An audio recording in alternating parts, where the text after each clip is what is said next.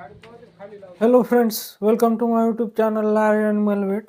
अभी जो आपने वीडियो देखा, जो हीपर देखी, तो उसको बहुत ज़्यादा एब्डोमिनल पेन है। तो वो पेन क्या यूरिया पॉइजनिंग की वजह से है, या फिर जो हाइड्रोसाइनिक एसिड होता है जिसे हम साइनाइड पॉइजनिंग कहते हैं उसकी वजह से है, या फिर वो एक सिंपल कोलिक का केस है। क्योंकि जब हमने ओनर से उसकी हिस्ट्री ली तो पता चला कि उसने जहाँ पर उस हीफर को और बाकी जानवरों को चराया था, वहाँ पर जो इमैच्योर जवार प्लांट्स होते हैं वो भी वहाँ पर थे, और साथ में वहाँ पर यूरिया भी रखा हुआ था।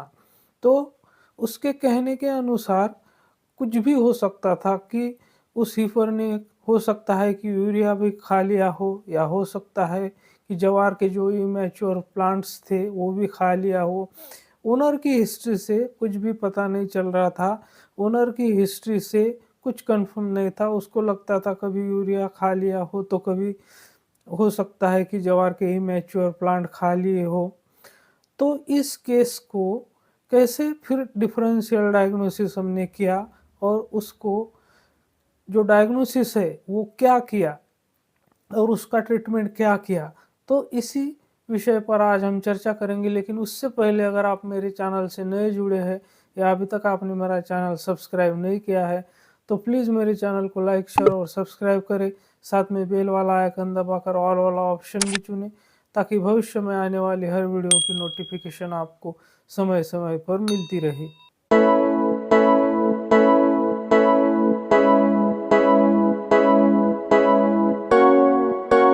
तो ऐसे सिचुएशन में जहाँ पर हमें कंफर्म हिस्ट्री पता ही नहीं होती, ओनर को या जो पशु को चराने ले गए थे उसको भी पता नहीं होता है कि एक्चुअल में क्या हुआ है, तो ऐसी सिचुएशन में जो नए प्रैक्टिशनर होते हैं तो उनके लिए बहुत ही ये कंफ्यूजिंग टाइम होता है।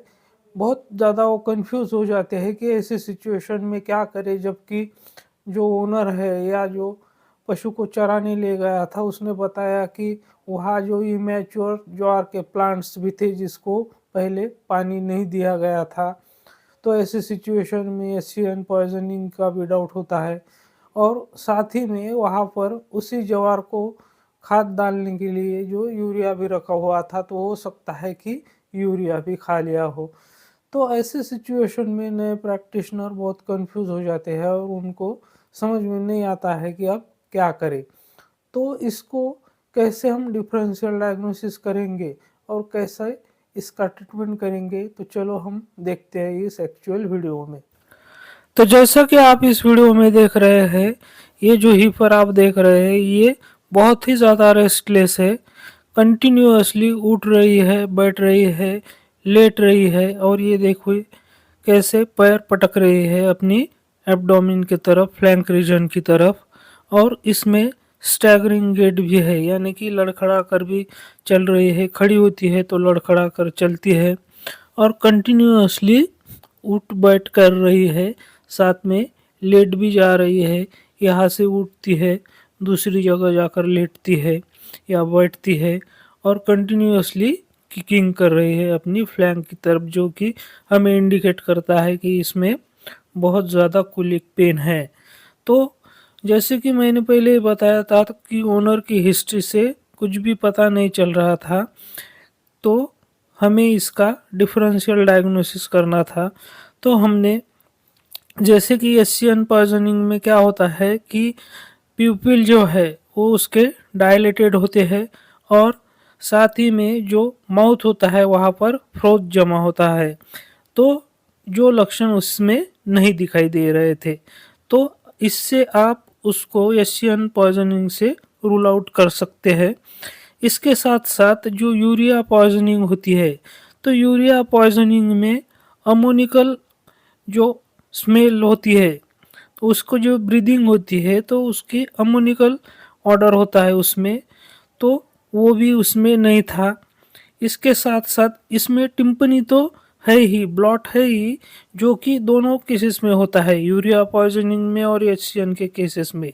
लेकिन अगर हम एशियन पॉइजनिंग की बात करें तो इसका रूमेंट कंटेंट हमने निकाल कर देखा था, जिसको बीटर आमंड स्मेल होता है।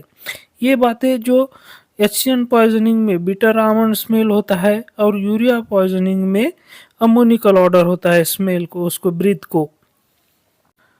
तो इस तरह से हमने इसको डिफरेंशियल डायग्नोसिस किया और हमने इसको सिंपल कोलिक का केस इसको डायग्नोस किया और इसको हमने कोलिक का ही ट्रीटमेंट दिया, ना कि एचसीएन पॉइजनिंग का और ना ही यूरिया पॉइजनिंग का। तो जो हमने कोलिक के लिए इसको ट्रीटमेंट दिया था वो सिंपल जो एंटीस्पाज्मोडिक आते हैं, जैसे कि मेरे पास आप स्क्रीन पर देख रहे हैं एएसएल स्पास नाम से इंजेक्शन आता है, तो वो इंजेक्शन हमने इसको 5 ml लगाया। इसके साथ साथ जो क्लोरफेनिरामाइन मैलिएट होता है वो भी 5 ml लगाया।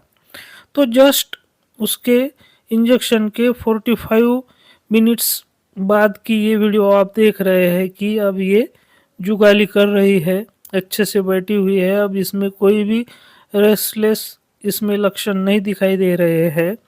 और ये दूसरे दिन की वीडियो आप देख सकते हैं, तो जिसमें वो अच्छी तरह से खाना भी खा रही है। तो दूसरे दिन इसको हमने रूमेनाटोरिक्स की जो मेरे पास न्यूपिटार नाम से बोलस है, ये बोलस सुबह उसको हमने खिलाई और ये आप देख सकते हैं कि बिल्कुल अभी ये नॉर्मल है और अच्छे से चारा भी खा रही है।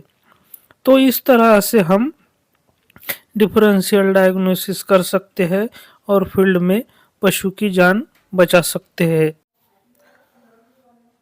तो मैं आपके सामने वीडियो इसलिए लेकर आया हूँ कि ऐसी सिचुएशन में जहाँ हिस्ट्री से कुछ पता नहीं चलता है, तो हमें वहाँ पर किस तरह से डिफरेंशियल डायग्नोसिस करना होता है और किस तरह पशु का ट्रीटमेंट करना होता है ताकि हम उस पशु की जान बचा सके। तो मेरे साथ बने रहने के लिए आपका बहुत बहुत धन्यवाद।